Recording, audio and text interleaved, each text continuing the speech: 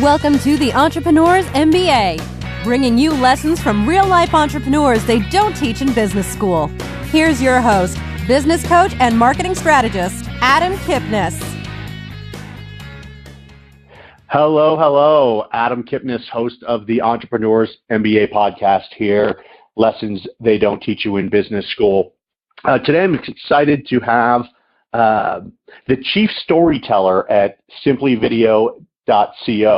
I'm really excited to hear what he has to say about being the Chief Storyteller and what that means and how it's led to business success for him. But I'd like to introduce Clarence Lawrence from SimplyVideo.co. Kay, how are you?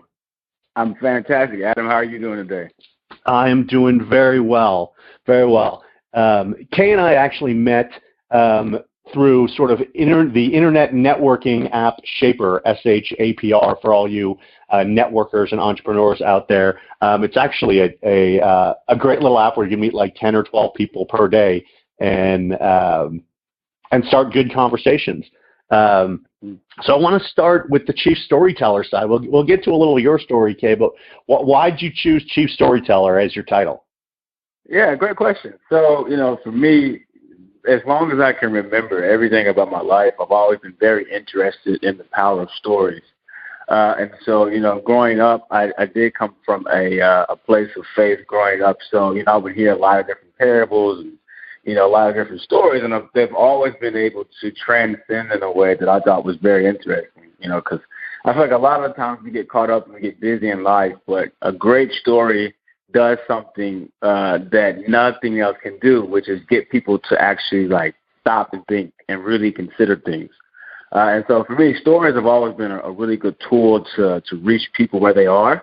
And so for me, I've always been a lifelong student of stories. And so the Chief Storyteller title that I operate under is pretty much synonymous with our brand. SimplyVideo is a brand that's dedicated to finding a story and telling that story through video and, video strategy and video marketing for small businesses. And so as the Chief Storyteller, it's my job to make sure that we're always doing that for our clients. And more importantly, we deliver on what we say we can deliver.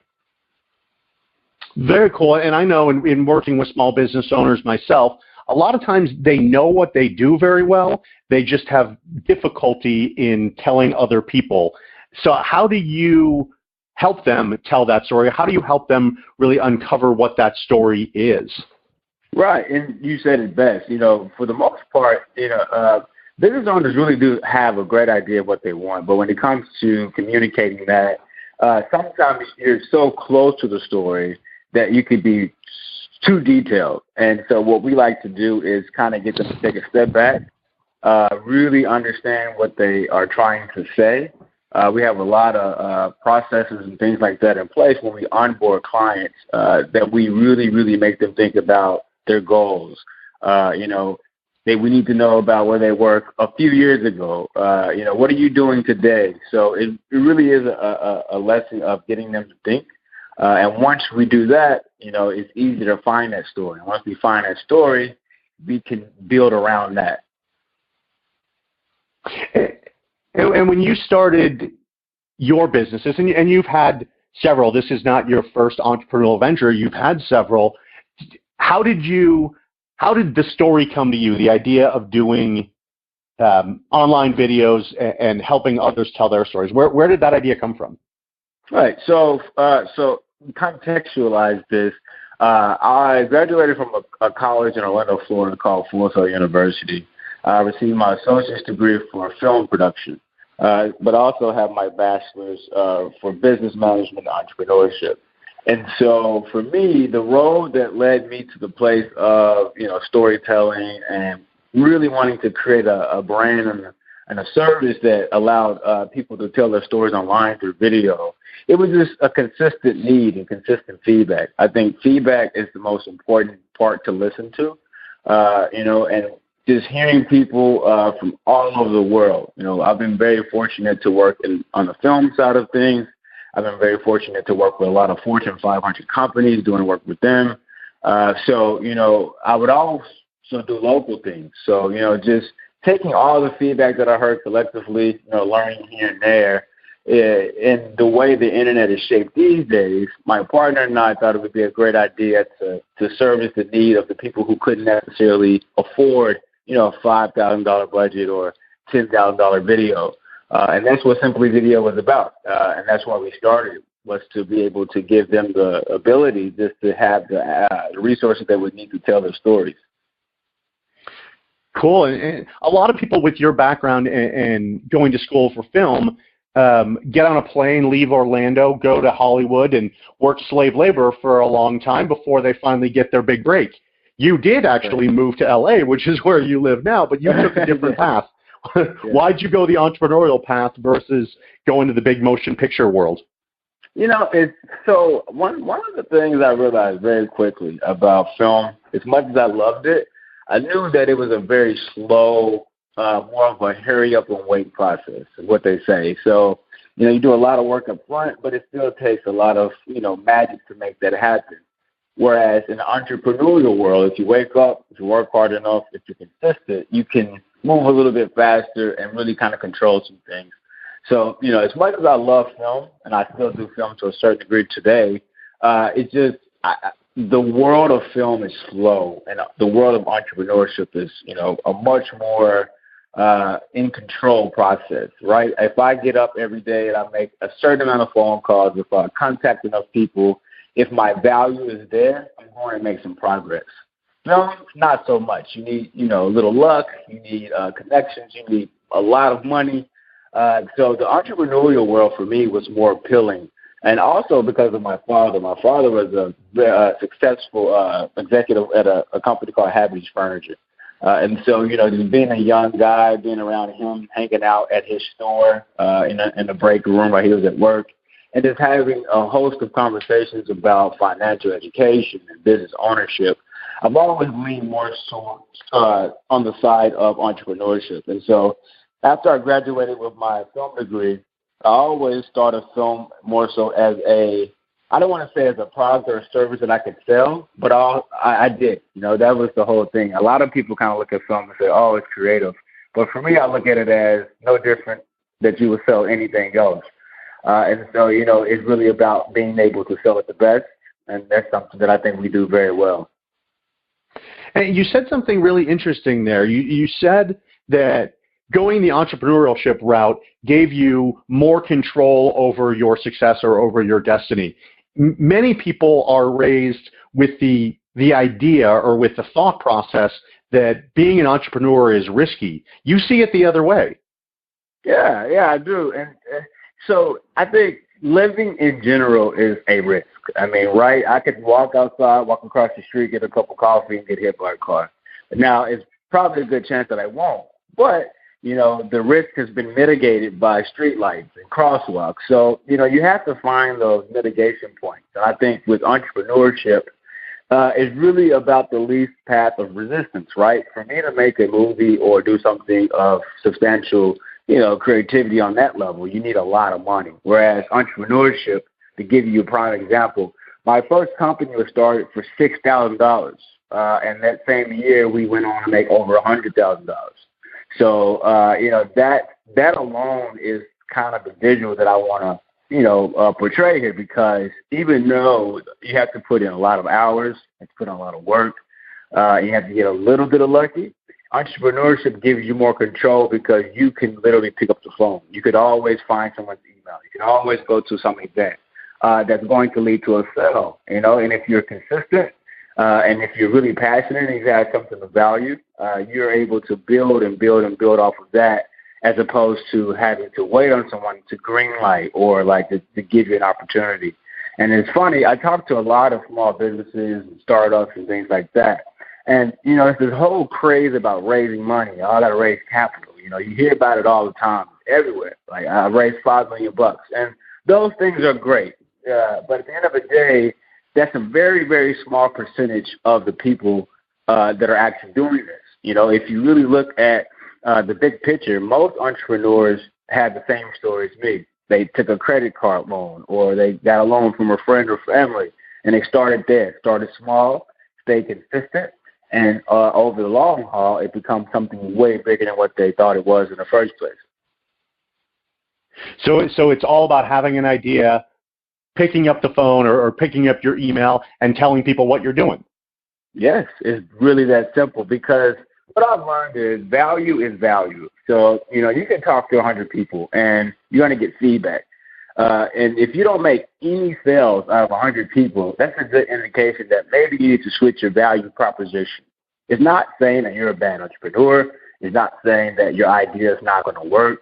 You just need the proper feedback so you can make those changes and get to a point of real value. And what you'll find is, if you have value and you talk to people and they see that value, you don't have to sell them. If you just have conversations, they inherently see it, and that allows your business to grow. And when you have those conversations and people see it, you still have to ask for the sale in the end. And one of the things that many people really struggle with is asking for money. Was that something you had to overcome in your first ventures? Yeah, so for me, it's kind of it's a duality, So for film-related things, I've had to raise money. But when it comes to entrepreneurship, I've always used my own money. And I can't stress enough the difference between a film investor and a startup investor. I mean, there's two totally different worlds. But specifically about entrepreneurship, raising money, I've never actually successfully raised money like that. I've met with a lot of VCs. I've met with a lot of angel investors. I've met with a lot of different people who want to, quote unquote, invest. But what I learned was the same amount of time and energy that was put in trying to raise money from people, I could use that time more wisely and actually try to find customers and let the customers pay for my business. Because, again, if I'm adding value and it's needed, people will pay, and that's going to be sufficient to grow the business. Now, it also has to do with the original vision and the scale that you want to go to. I've always been very, very, very clear about where I want my businesses to go. I think if you don't have a clear understanding of how big or the real market value and shares that you could get with your business, that's a problem. Because a lot of people, they think like, wow, okay, I could just raise $5 million, and once I get that money, I'm going to turn it into $100 million. Well, that's all relative, because if your business is competing in a market that's already pretty heavily saturated, it's a very slim chance that you're really going to grow and turn that capital into a much bigger ROI. So I think it's very important to say, okay, and it doesn't matter if you own a laundry service or a lawn care service, whatever the case may be. You need to understand and know where you want to go before you start walking down that path, and that's going to save you a lot of time and trouble. And it's funny, you'll also realize about what you honestly have to do to get there. One of the biggest realizations that I had was from a guy, I won't say his name, but he made $1 million a year cold calling. And he gave me some advice one day. He was just like, when I wake up in the morning, I don't say I want to make $1 million. He says, I know for a fact if I make 100 phone calls a day, I'm going to make $1 million. And it's just the law of averages. So it's knowing where you want to go. It's knowing the steps that it takes to get there, and then it's actually doing them. Yep. And it's interesting you said, as you were talking, I was thinking, having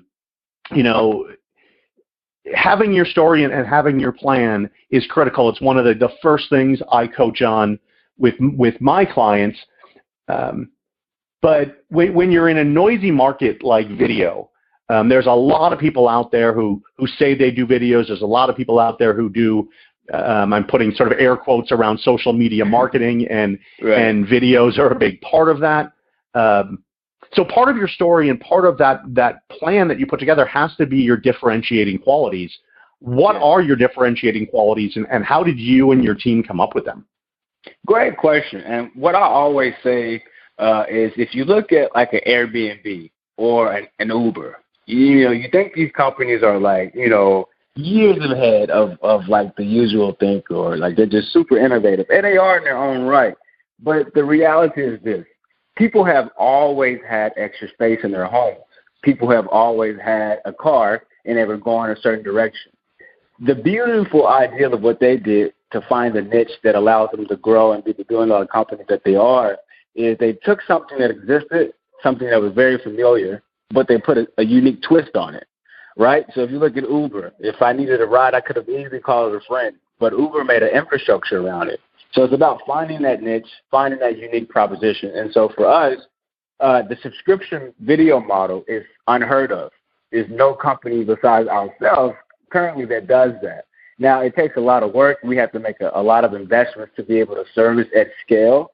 But our unique value proposition is, as opposed to paying, $5 to $10 grand or whatever the case may be to get a high quality video, to get video strategy and all these things, it's much better to build a relationship and do a subscription model. Now, we've only been in the business about a year, so we'll see, if we continue to grow. But, this first year we've grown. We've made a lot of great relationships. We found that we are a valuable option. And it's different, it's different in terms of how we operate. And different, one of my, a friend and sales coach, guy named Gene McNaughton, once said, different is better than better. And I love that quote in that so many people want to be better than everybody else, but if you do something a little bit different, obviously you can attract more to the marketplace. But I want to come back to the subscription model, because subscription businesses obviously have more regular cash flow, have not as much lumpiness or spottiness in their business, because every new client is going to keep paying them month after month. Why did you choose that subscription model?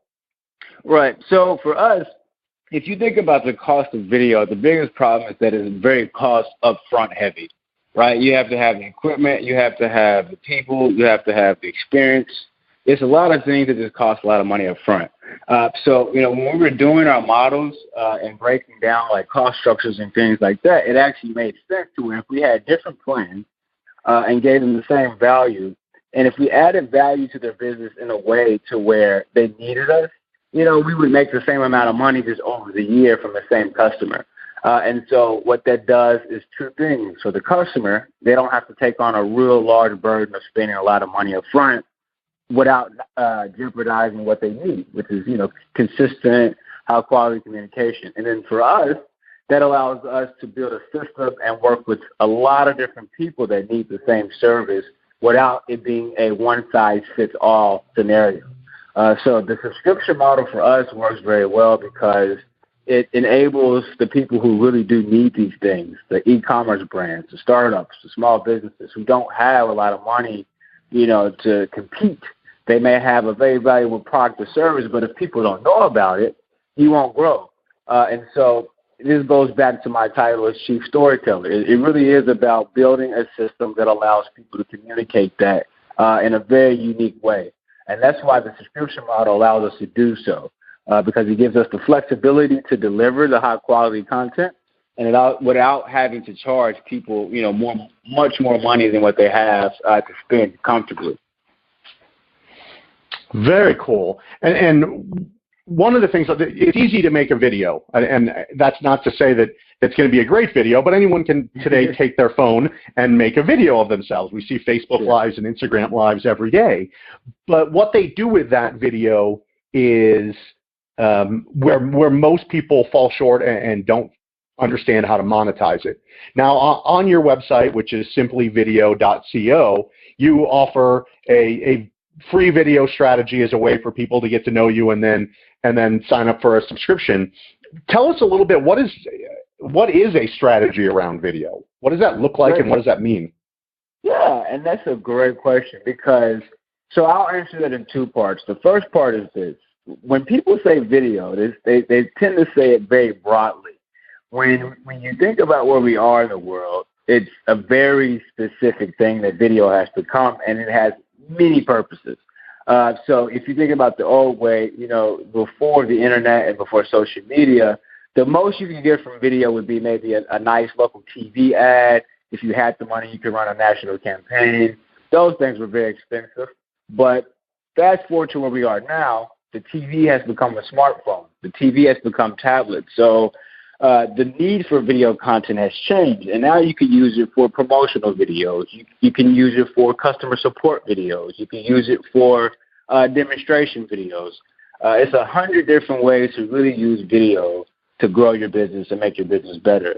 And so that's the first side of it. The other side of it is, just because you do video, that's not a strategy. The real strategy is the thought beforehand. You need to understand your audience, because if you're selling to tweens, the younger age group, and you're focused on trying to reach them through LinkedIn, that's not a very smart move.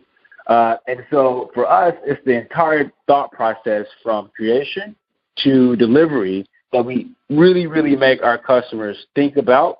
And then on top of that, with our services, we do a lot of research. We become a part of your team. We understand your market as well, and we collaborate to the degree that we pitch you ideas that you should be giving to your customers.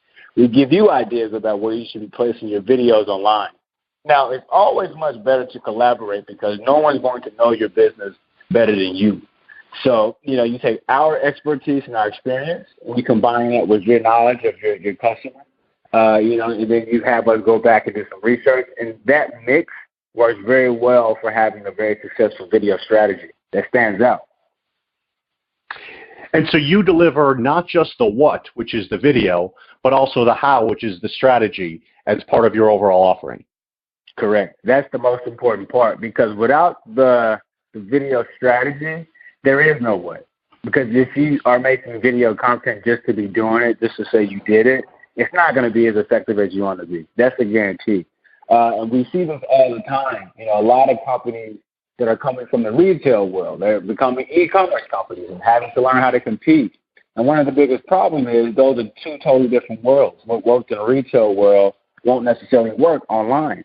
So, it's really about just understanding the scenario and really having a great context to base things on.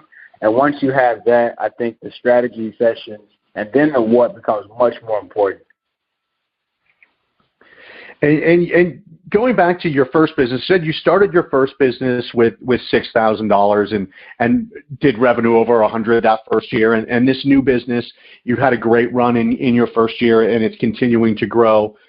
But we know, and the reason many people are listening to this is not because entrepreneurship and life are easy, but because there are roadblocks that we run into, or there are things that we don't know that are holding us back. What's one thing that sticks out in your mind that you had to overcome, and if you knew about it beforehand, maybe you would have done some things differently? Oh, man.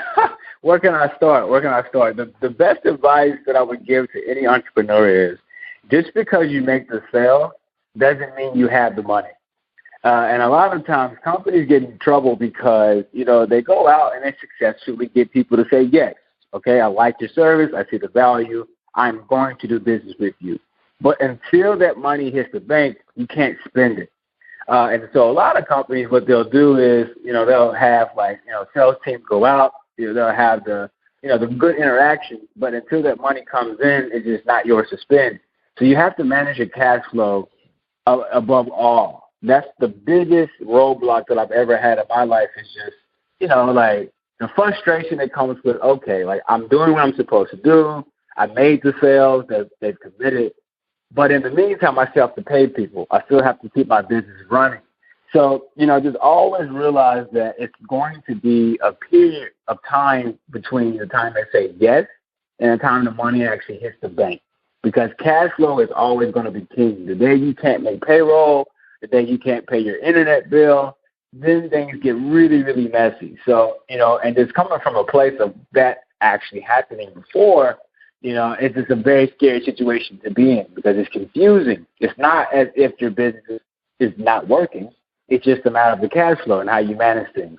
So my big advice would be, understand that even though you got that yes, it does not matter until it's in the bank, period. That's great advice. That is really great advice. One last thing for me, and this is something I find from a lot of different entrepreneurs, is there's a charitable side. There's a way that they give back. I am the co-chairman of a bicycle ride here in Arizona to raise money for diabetes, and I was looking through your LinkedIn, and you're the chairman of a FilmForFood Foundation in, I believe, in Florida. Can you tell us a little bit about it, and how did you choose that as a way to give back? Yeah, great question. So food and hunger is something that I'm very passionate about because it's two big reasons. A, I've actually experienced being very hungry growing up sometimes. Like, I had very hardworking parents. My parents were divorced when I was younger, so I grew up more so with my mother in terms of my day-to-day life. You know, she was a woman that worked 2 to 3 jobs, and sometimes no matter how hard you work, it's just you fall short. And so it would be moments where my brothers and I, we didn't have food, or, we had to eat the same thing for a week. And then fast forward to college, college life is just crazy. Eating ramen noodles every day and, having to live off of dollar cheeseburgers from McDonald's isn't the most healthy thing to do. So, just experiences like that, inevitably shape how you view things. And so just the kind of person I am, I'm very passionate about food, and I'm also very passionate about waste. So, if you look at the statistics, a lot of the food that we produce here locally is wasted. And it's insane when you think about the fact that, wow, like, there's so many people in the world that won't eat today. It's literally people that will actually starve today. And we are throwing away thousands of pounds of food. So, just coming from that place and using what I have, which is my ability to produce video, to tell stories, find stories. The FilmForFood Festival is a festival dedicated to uniting filmmakers and artists, allowing them to showcase their work. And all the proceeds that come in from the artist entry fees to compete in the festival, along with the audience fees for attending the festival, all that money is donated to local charities in certain areas. And so what that does is you get the best of both worlds. You get to expose new people to new talent. And on the backside, when you make a little money, you get to make sure somebody eats tonight. And that's very important to me. Well, thank you for doing that, and thank you for telling everyone about why and what you're doing. So, I mean, I love the nuggets that you gave us. I mean, finding a mentor or finding someone that's done it that you can follow, picking up the phone and talking to 100 people. If you talk to 100 people, you'll have success. Know your strategy and follow that strategy, and then tell your story through videos. And finally, cash flow is king because it keeps your business alive. Love all of the nuggets that you gave us. Any final thoughts? So if I could give one final thought, I would just say don't give up, because entrepreneurship inherently, like you said, is just not easy. You could hear my story, you could hear 100 stories, and say, wow, like, they're doing it now. But it is a lot of dark nights. It is a lot of uncertainty. And so the reality is this: you just have to keep going, because the day you quit really is the day that you actually fail. And the difference between failure and learning is giving up. A lot of people, they hit a roadblock, or something doesn't go correctly, or their customer that promised to pay you a week ago still has not paid, and you still have to figure it out. And so I would just always say, just keep going, and always have people that are in your corner that you can talk to that will give you realistic advice. Because you don't want a lot of yes people in your corner. You want people that say, look, this is your situation, this is the reality of things, this is what you have to do to get to where you want to go. And then once you start going and you get that advice, you just don't give up. It's going to get hard. It's going to be very uncomfortable at some point. But the morning always comes. And I know that may sound a little cliche, but it's the truth. If you keep going, you will ultimately reach that goal in some form or fashion. It may look a little different than what it looked like when you first started, but you can achieve whatever you want to achieve if you never give up. If you have the right mentors and advice in your corner, and you're very honest with yourself, I think you will always find a way to be successful. Thank you for that, and thank you for being here with me and telling your story. Really appreciate it. And to all our listeners, definitely go to SimplyVideo.co. You can reach out to Kay there, find out more about his company, more about the videos that he has, and take advantage of the strategy he's offering. Thanks, Kay. Appreciate it. Thank you, Adam. Thanks for having me. You're welcome. You've been listening to the Entrepreneur's MBA. Download Adam's free book, How to Make More Money in Your Business, at www.freebookfromadam.com.